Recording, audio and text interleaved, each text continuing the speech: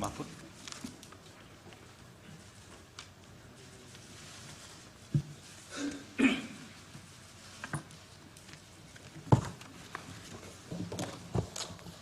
Assalamualaikum warahmatullahi wabarakatuh. Ketua dan anggota Majelis Hakim yang mulia, saudara termohon dari KPU, pihak terkait dari kuasa hukum Paslon 2 dan saudara dari Bawaslu. Dalam perjalanannya yang mulia, MK Indonesia pernah memberi warna progresif bagi perkembangan hukum konstitusi di Indonesia dan pernah dinilai sebagai lembaga penegak hukum yang sangat kredibel.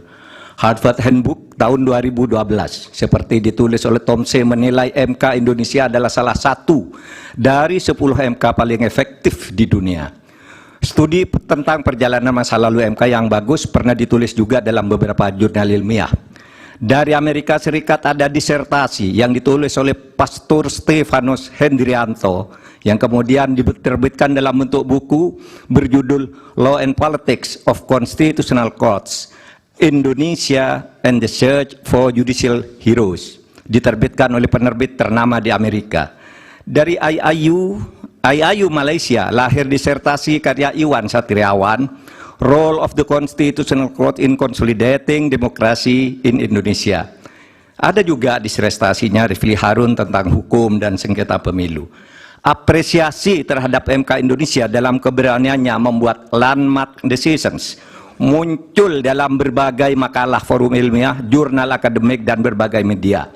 Bahkan dalam konteks penyelesaian sengketa pemilu, Begawan Hukum Sacipto Raharjo pernah menulis tulisan di harian Kompas 14 Juli 2009 dengan judul Tribute untuk Mahkamah Konstitusi yang di dalamnya mengatakan begini, mungkin kita perlu mendirikan sebuah monumen agar orang selalu mengingat bahwa Indonesia pernah memiliki Mahkamah Konstitusi yang bekerja dengan penuh penghormatan, tidak takut terhadap intimidasi.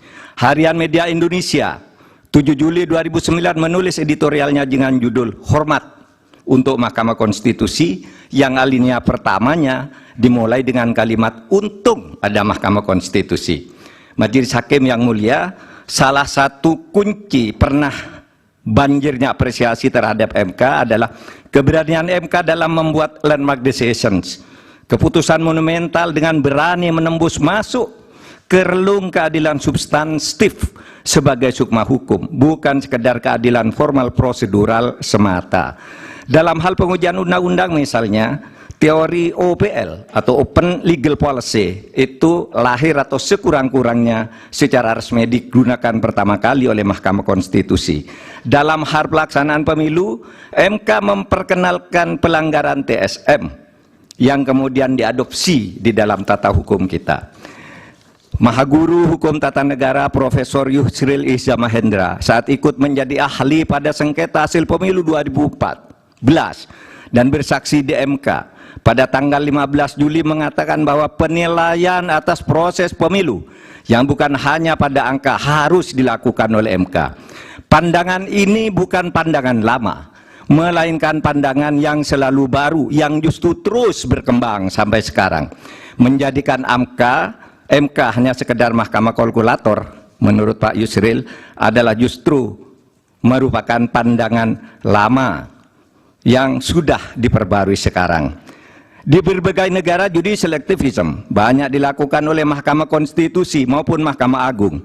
Beberapa negara membatalkan hasil pemilu yang dilaksanakan secara curang dan melanggar prosedur seperti Australia, Ukraina, Bolivia, Kenya, Malawi, dan Thailand serta beberapa negara yang satu disebut ada Belarusia yang dinilai sebagai shame institution atau institusi pengadilan palsu karena selalu diintervensi oleh pemerintah.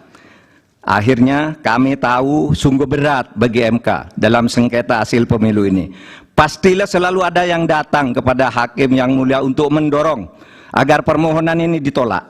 Dan pasti ada pula yang datang yang meminta agar MK mengabulkannya. Yang datang mendorong dan meminta itu tentu tidak harus orang atau institusi, melainkan bisikan hati nurani yang datang bergantian di dada para hakim, yaitu bisikan yang selalu terjadi antara ammaroh dan mutmainnah. Saya memaklumi Tidak mudah bagi para hakim untuk menyelesaikan perang batin ini dengan baik. Tetapi akhirnya kami berharap MK mengambil langkah penting untuk menyelamatkan masa depan demokrasi dan hukum di Indonesia. Jangan sampai timbul persepsi bahkan kebiasaan bahwa pemilu hanya bisa dimenangkan oleh yang punya kekuasaan atau yang dekat dengan kekuasaan dan mempunyai uang berlimpah. Jika ini dibiarkan terjadi, berarti keberadaan kita menjadi mundur. Kami berharap agar Majelis Hakim MK dapat bekerja dengan independen, penuh martabat dan penghormatan.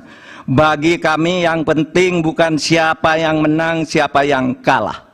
Bagi kami, masalah ini adalah beyond election, melainkan harus merupakan edukasi kepada bangsa ini untuk menyelamatkan masa depan Indonesia dengan peradaban yang lebih maju melalui antara lain berhukum dengan elemen dasar sukmanya, yaitu keadilan substantif, moral, dan etika.